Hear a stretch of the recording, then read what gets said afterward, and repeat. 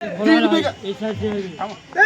বিঘা জমি দিয়েছে, সেখানে সে আরো সে তার প্রচ্ছন্ন ছায় প্রচ্ছন্ন মদদে আরো জমি সে হুমকি, সাধারণ কৃষকদের হুমকি থামকিতে আরো জমি সে দখলে নিয়েছে এবং ভোগ দখল করছে। আপনারা নিতে পারবেন।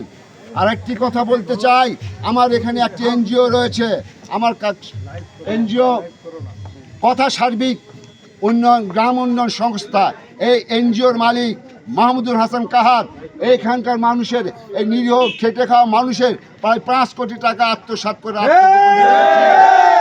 এই আব্দুল মাহমুদুল হক কাহাদের সুস্পষ্ট মদতদাতা, এই যাকে মনোনয়ন দেওয়া হয়েছে সেই ব্যক্তি। তার বাড়িতেও প্রসাদপুষ্ট বাড়িতেও তার এই এনজিওর একটি অফিস রয়েছে। আমরা এই বিতর্কিত ব্যক্তিকে মনোনয়ন দেওয়ার জন্য আমরা ক্ষোভ প্রকাশ করছি এবং বাংলাদেশ জাতীয়তাবাদী দল বিএনপি মহাসচিব মির্জা ফখরুল ইসলাম যখন এই মনোনয়ন ঘোষণা করেন, তিনি একটি কথা বলেছেন, এটাই চূড়ান্ত মনোনয়ন নয়। এটাকে নিয়ে আমরা স্পষ্ট করে বলতে চাই, আমরা ধানের শীষের বিরোধিতা করব না, আমরা সবাই ধানের শীষের পক্ষে রয়েছি, ধানের শীষের কাজ করব।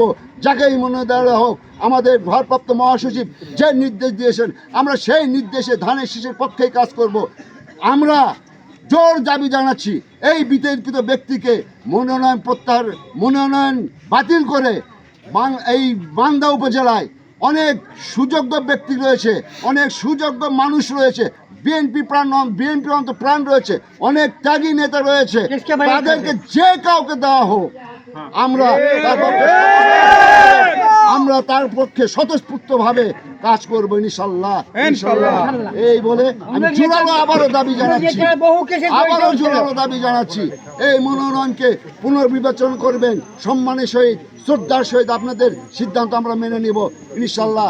আমরা ধানের শীষের পক্ষে লোক, ধানের শীষেই জন্মেছি, ধানের শীষেই থাকবো, আমৃত্যু থাকবো এবং ধানের শীষের পক্ষেই আমরা কাজ করব এবং আমাদের দলীয় নির্দেশ পুঙ্খানুপুঙ্খানুভাবে মেনে চলবো, এই আশাবাদ ব্যক্ত রেখে এবং এই মনোনয়নকে পুনর্বিবেচনার দাবি রেখে আমি আমার বক্তব্য শেষ করছি। আসসালামু আলাইকুম।